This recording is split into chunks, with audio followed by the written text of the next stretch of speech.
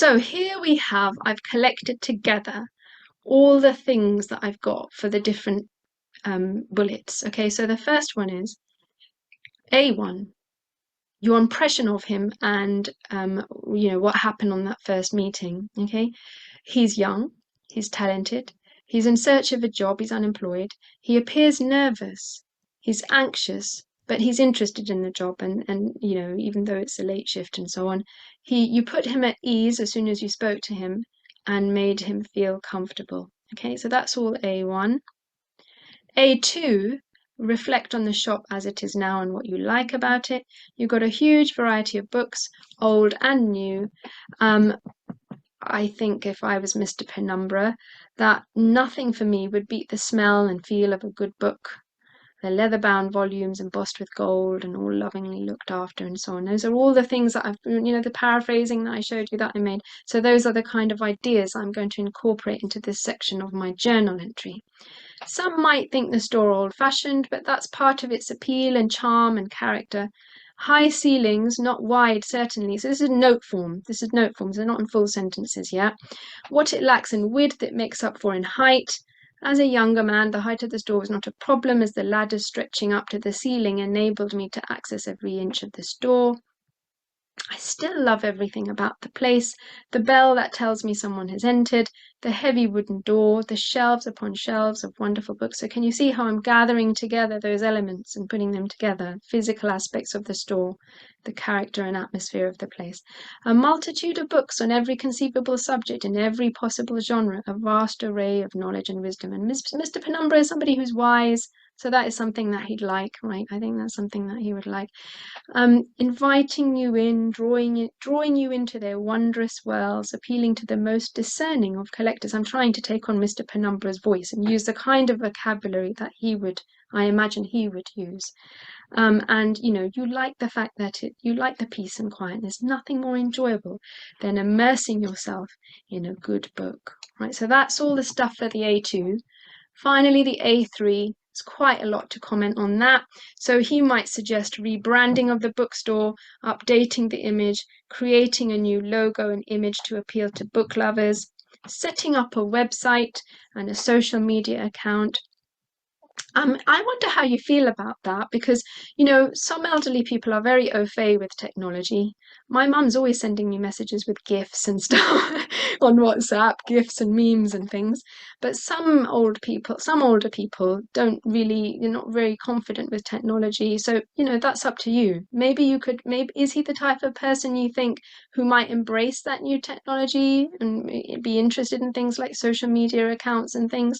Or do you think he's the kind of person who might be a bit suspicious of it or wary of it or not, newfangled technology and so on? What do you think? You can put that in the chat if you like.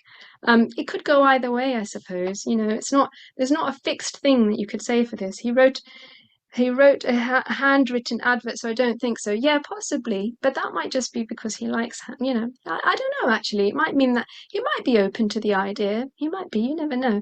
But it's possible. He might find it interesting, but probably leave it mostly to Clay. Yeah, I think he'd probably leave the nuts and bolts of it to Clay. But I'm saying, what do you think his attitude might be towards things like social media and setting up a website and stuff to promote the bookstore? That's something that could go. Yeah, I think Thomas has a point though. I think the fact that he handwrites, he's kind of he prefers traditional methods. His store is quite traditional as well, so maybe he prefers that. So it's a judgment call for you. It's a decision that you need to make for yourself because either way is okay, right? There's no right or wrong for this. It's how you imagine he might respond to it. Okay, so yes, remember that Clay has designed visually appealing posters for the store window in the past, for store windows in the past to entice customers into the store. His forte, that's his strength, right, to develop enticing marketing and promotional material to sell products and services. And he's had roles in this field. He has a unique skill set. That sounds like a job advert, doesn't it? A unique skill set. Modifications to the store layout he might propose, the way it's arranged, countering the kind of very gloomy area at the back where it's hard to see the books. Maybe he might suggest installing better lighting. Maybe he feels it's cramped and you need to introduce better storage systems, more efficient storage systems. Maybe move the bookshelves to the front so there's more daylight, you can actually see and people can see what's inside the store and think, like I'm sure we've all had that experience walking by a store and think, oh, that display looks so inviting, doesn't it? And you just want to go in the store and check out what they've got on sale there because it draws you in, right? The display, the shop window literally draws you in, doesn't it? So yeah, have you got any comments on this? Can you see how I've this might be what you do as you read. You might make some notes as you go along for each of the bullet points in the exam. And then you've got a collection of things that you've written, you've paraphrased from the passage, and you're ready to, and I wouldn't suggest you write anything as detailed as I have here. I'm just showing you because obviously if I wrote this for myself, it would make sense for me, but I'd use shorter versions and, but I'm just trying to get you, it's an insight into the workings of my mind, if you like. So I'm trying to express how that would look, what's going on in my head as I'm looking at this passage. And hopefully I'm encouraging you to do something similar that makes sense to you. Okay, you don't need to write it all out in this way. I wouldn't recommend that because you'll use up way too much time, but it's kind of a more detailed version of what you would do in the exam. So this is the finished piece that I wrote. And hopefully, as I read, I want you to think about all the different elements. So you'll notice that there's not just 3 paragraphs here. There's a little bit which is kind of a preamble, if you like. And then I've got get into it with this bit here is all about the first encounter, that meeting, and my impressions of him. This bit here is about what the bookstore is like now and what I like about it. And the third bullet point is Clay's proposals or suggestions for improving the store and some indication of what I feel about that as well, although that's not the main focus of it. It's more about what he suggested rather than what I think about what he suggested. Okay, lately Clay has been such a help in the bookstore. I can still recall the day we first met. He told me he was seeking employment and had come in response to a job advertisement I'd placed in the newspaper. I'm not getting any younger, you see, and as it was becoming more and more difficult for me to climb the ladders to get to the uppermost shelves at the store, I'd decided I needed help. I thought him a skinny, timid young lad at first. There was a strange mixture of surprise and intimidation on his face, almost as if he were a rabbit caught in the headlights, afraid to venture into my shop. I'd like to think I put him at ease, though, and he seemed to visibly relax and warm to me. He was keen, if somewhat lacking in experience, having never worked in a bookstore before. Although this was less than desirable, I thought I'd put him to the test. After all, a love of books should be a job requirement for working in a bookstore. So I asked him what his favourite book was, and was greatly impressed when, without a moment's hesitation, he replied The Dragon Song Chronicles. Imagine my delight! Evidently, here was a young man who enjoyed a good book. I thought I'd set him one more challenge to decide it, and asked him to climb up the ladder and fetch me a book from the top shelf. Not a task for the faint-hearted, I can tell you. Well, despite his nerves, he did it, and I hired him on the spot. So I took it a little bit further there. I imagined that he did actually get the book. He did lean over and get the book because he needed the job, right? Because there was an indication at the end where he said, he's contemplating, should I come down the ladder, scoot over and go up again? And with Mr. Penumbra shouting to lean over. Obviously, Mr. Penumbra, your prospective employer, is encouraging you to lean over. You're not going to want to refuse if you desperately need the job. So I took it a bit further and imagined that he did do it. After all these years, I still delight in the atmosphere within the walls of my old bookstore. Although some might think it old-fashioned, for me it's quaint and has character. I still love everything about this place, from the bell that tells me someone has entered through the heavy wooden door to the shelves upon shelves of wonderful books. It gives me immense satisfaction to gaze upon those shelves adorned with a huge variety of books, from leather-bound volumes embossed with gold to crisp brand-new ones on every conceivable subject in every possible genre, each a vast and wondrous world of knowledge. Some of our more rare and treasured volumes appeal to the most discerning of collectors. Ah, there simply is nothing better than immersing yourself in a good book. Recently, Clay has proposed that we make some changes in the store to help draw more customers. He's experienced in marketing, having previously worked in a variety of roles in the industry, and he tells me his forte is developing enticing promotional material to sell products and services. Rebranding the bookstore and updating its image, perhaps creating a new logo to appeal to book lovers, could make a big difference to sales, he says. He also thinks setting up a website and establishing a social media presence might raise the profile of the store and appeal to bibliophiles. This could attract a new audience of people who prefer to shop online. Designing visually appealing posters for the store window might entice potential passerbys to come into the store too. In his opinion, the store layout isn't ideal either. He thinks it's too dark, cramped, and difficult to find books, so some modifications such as improving the lighting and rearranging the shelves, locating them to the front of the store, would not only make it easier to get to the books, but make the shop more attractive. I'm not so sure.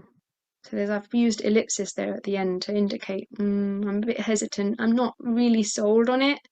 I'm not really 100% convinced I want to introduce all these changes because I think that would reflect what he might actually feel, because he trusts Clay. He's known him for some time. They've obviously got a good relationship. Otherwise, he wouldn't still be there after a year, right?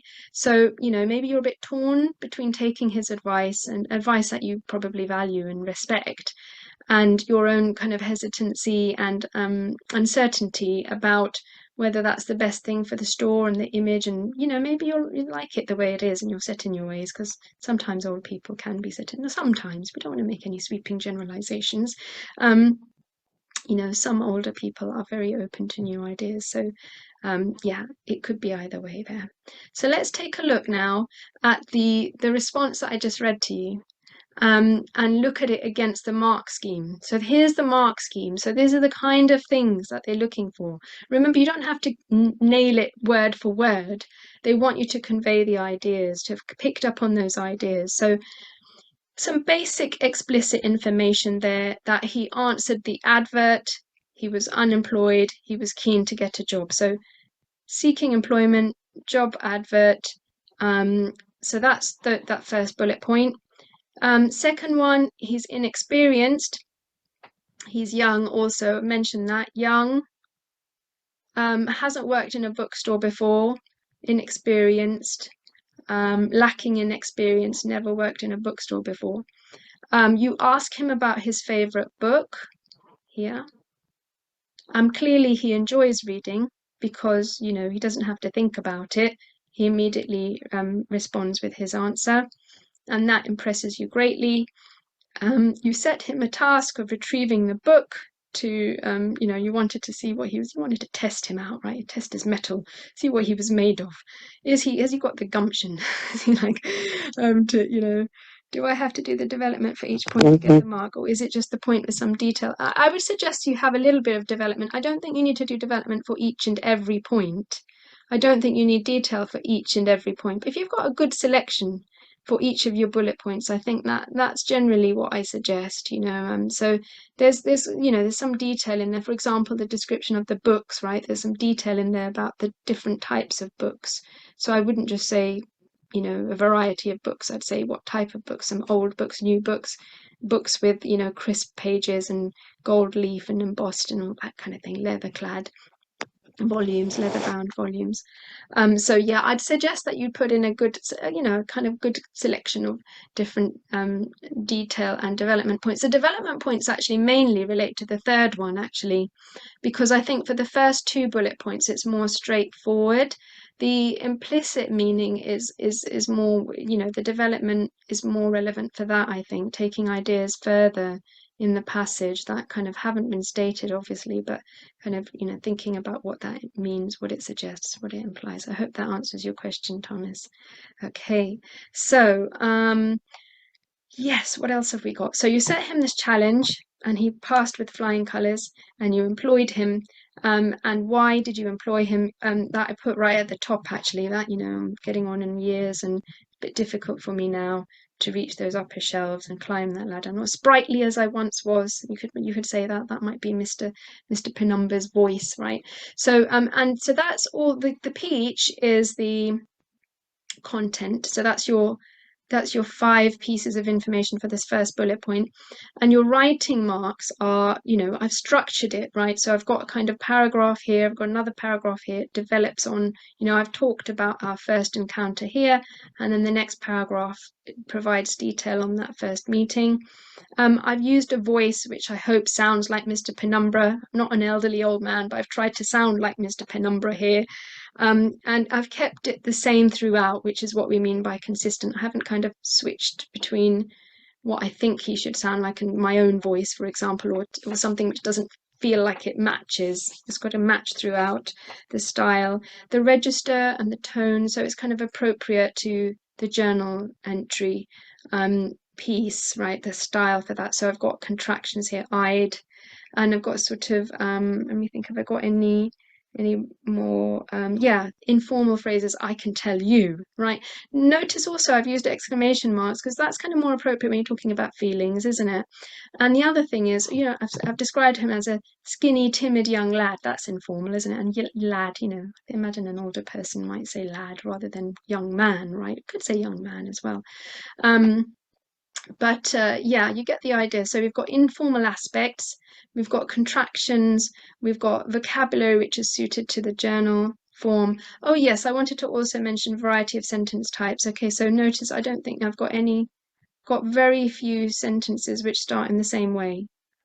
So kind of mixing it up there. I've got a little a little bit to introduce the sentence there, fillers, tags, contractions, all those things you need to include. So I asked him to, and that gives it a more informal style. I'd again there. Notice also I want to actually draw attention. So you get marks for punctuation. So if you use exclamation marks, don't overdo it with exclamation marks because it sounds like every sentence is being shouted. But put in a couple of exclamation marks. Use a dash or two here and there. Sprinkle them throughout your passage. Use brackets if you need to, if it's appropriate to, rather. Use semicolons. I used a semicolon somewhere, but not in this section. I wanted to point that out to you because semicolons are a nice way to introduce a list. That's an easy way to incorporate a colon, not semicolon. Okay, let's have a look at the next section. Oh, I think it's where I describe the books. Here it is, colon, right? So I've got what it is I like about it. One of the things I like about the bookstore is the huge variety of books. And then I've got a colon, and then I've got a list explaining what the different, the variety of books means, right? You've got lots of different types of book here. Right, and I've got a dash as well, and then I've got a bit of alliteration, wondrous world of knowledge, right? And I think it reflects his voice as well at the same time. And vocabulary, discerning of collectors, and I've got this little filler here as well. There simply is nothing better. It kind of reflects his sense of contentment, just imagining that, right? So what have we got here? Quality and quantity of the stock, so vast a number of books, but also the diversity of them, the variety of topics and subjects that they encompass. The quality of the stock, so I mentioned it's leather, gold leaf, and so on. And the development here, Thomas, would be it's valuable and attractive to collectors, which I do mention actually. Most discerning of collectors, I didn't highlight that bit, but I've put that in there. The quantity and the quality of the stock, the atmosphere and the character of the store. I didn't mention that it's low tech, it's old fashioned, but that's okay. I've got enough points there. And then we've got is you like the peace and quiet. Okay, that's very nice to enjoy that. And this the just the company of books on my own in the store. Right.